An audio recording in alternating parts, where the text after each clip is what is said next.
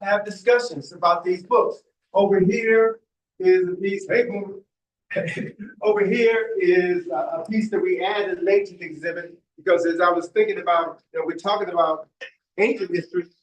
I want to anchor people to this space, to this building. So this building is 12th Street wide, but it's important for us to understand how this building came to be. It's also known as the Anthony Bourne Y. Who was Anthony Bourne? Anthony Bourne was a African who was enslaved in Prince George's County. And he self-emancipated. What do I mean? This man worked overtime and raised enough money to buy his freedom. He bought his freedom, moved into DC, bought a house, developed several businesses, hired Black folk. He was a deacon in the church. His house served as a stop on the Underground Railroad. And then when the YMCA was brought to Washington, D.C. from England, he petitioned them to, open the doors to Black folk. They said no. So he created a YMCA for Black men and pursued this effort such that after his death, his colleagues then were able to raise enough money to buy the land. They bought the land. They hired a Black architect by the name of William Pittman, who was the second licensed Black architect in Washington, D.C. William Pittman was the son-in-law of Booker T. Washington. He designed this building. Black masons built the building. Black carpenters did all the work. So this building was financed and constructed by Black hands, and it opened in 1908. We should be doing that now in 2025, 2027. We should be doing that. So this is an example of what we have the capacity to do because it's in our DNA. So I want us to understand the actions of souls, from Bowen to Marshall to you. What are you going to do with the energy that they have laid out? They've already given us the Black plan. We don't have to ask what we should do because the models have already been given to us. And then this piece here, Milestones in African History, is another piece I wanted to just lay out that depicts who we are as human beings. We're the first human beings on the planet. There's an exhibit at the Smithsonian Museum of American History, of Natural History, in the David Koch Hall of Human Origins, where they spent about $15 million on this exhibit. So that was the initial inspiration for this piece. And in that exhibit, it's old now, and the information is a little dated. In that exhibit, it said 200,000 years ago, Africans were the only people on the planet. Based on new research, that date has been pushed back 100,000 years. So we can say now categorically beyond a shadow of a doubt, 300,000 years ago, Africans were the only people on the planet. In this exhibit, it says that 65,000 years ago, Africans began populating Asia. They walked out of Africa and populated Asia. 45,000 years ago, Africans walked out of East Africa and populated Western Asia, the landmass that they now call Europe, which means that the first people on the planet were Africans, the first people in Asia were Africans, the first people in Europe were Africans. And so the world was populated by African people, and geneticists have proven that every single person on this planet carries within their body the mitochondrial DNA, linking them to the African Eve, the very first human being who walked on this planet. Everybody needs to know this. This is not Black history. This is world history. We got to tell the story. So I'm going to shut up and let you all flow through the exhibit, take pictures, talk amongst yourselves, and share this information with every Black life that matters to you. Right? Thank you. Thank you. Yeah, 20 minutes late. Okay, good. Stay on it. Free books? Yes. Wait a minute. Oh, yeah, maybe, yeah. I'm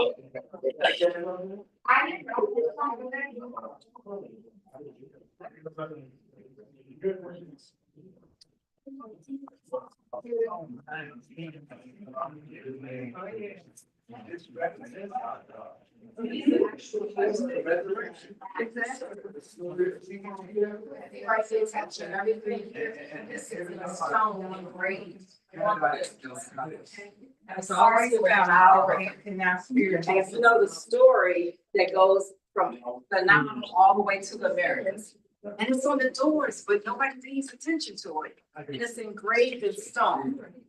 Getting right in front of you. All of this is like images of like all of Jews. All the way around. Yeah. So on this building here, the John Adams building, on those doors, we can't take the bus up there anymore since 9/11. We used to take the buses up there and you could get all the. Now, because 9/11, you can't take the bus. Yeah. That's what I was about to ask. Field trips. Okay.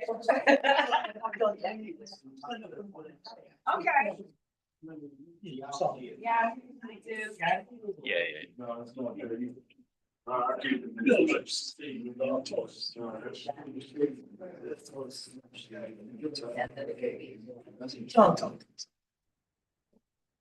And if you ever take our field trips, each one of us, all of this down here and on the side here is stuff that we go over. On each one of them.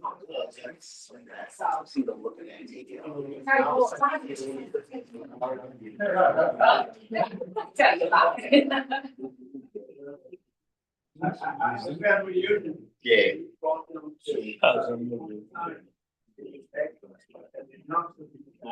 yeah.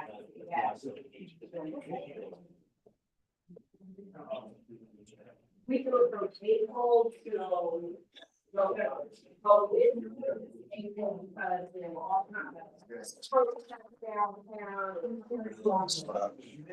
He's right about this, like, just as quickly as they put it up there, but they're probably gonna take it down. Well, I don't know, it's gonna be a good fight. It's gonna be a good fight. I'll tell you why. And we gotta get involved in the fight. Well, yeah, but the reason there's be a fight is, a lot of private black money went into it. And, I'm a ray of light in a solace capsule, but one of the things that, they can do, they can cut out some of the funds that come to it, but it can survive at this point. Okay, I'm listening. I'm just Cause saying, I'm seeing what they're doing, man. They're trying to change the landscape. they're trying, they haven't done it, they're trying. I'm with you and, So, but one way or the other, as Tony said, we need to preserve what we can. yes, sir. And just move forward, because the story on the building ain't been told. Tony is gonna be told, because a lot of people don't know the secrets of the architecture. It's inspirational knowing, We didn't begin as slavery, right? And then knowing what we've done, knowing we can do again. Exactly. And it ain't that long ago. Well, like I told you, we built pyramids. We settled for projects, but we built pyramids. You know. We must. What's going on right here in Spotty Place, people gotta really wake up and understand, or this is, gotta understand what that means to us. There's a lot of people don't think. It's relevant, it's smoke. Yeah. Then it goes next, I watch about that. I'm telling you, I'm serious. I'm ready, brother. I know. There's gonna be some more coming. You're not gonna look at it, you feel it. The life of us, that's temporary, but it's so many youth this age. Yeah, yeah, it's a different generation. It's a different time, and our ancestors are, the Lumba and all those ancestors are with us. So next month. So they know, and they know they're paving the way. Go ahead, go ahead. So we just need to be connected cosmetically, like Tony is saying, you know, really need to connect. Yeah, bro. Yeah. And you leave them, we Turn have this to walk around, around the corner to the bus there because the Europeans says that the bus is making sure it's us, but then we used to park the bus out front. But since the colonizers took over. Just for the Berlin conference, we were making a move. That's why they did this. We were making a move to rekindle our past and to rise up in Africa. Okay? They the ones that said, okay, this can't happen. We fighting one another, they trying to rise, so they carved up the continent. Okay, and gave it pieces to different Powers. so they would stop fighting, so we would not rise. And we fell into that. You know, this is my territory, this is. Fell into that trap. We ain't gonna fall into it this time. That's what I'm saying. The young people, they have it. Yeah. So it's our job, those of us that know, to show them what we have, provide as many resources for that energy. You know what? I think beyond conversation has to be activated. You know what I'm saying? It has to, yeah. Practical Pan-Africanism. It can't just be conversation about conversation. Lectures are nice. It's past that, bro. No, it's past that, bro. It's past that. Yeah, that's kind of what I'm asking. They did all of their lectures. They done their work. Yeah. Anything. Their face, their personality. Because we become no better than preachers.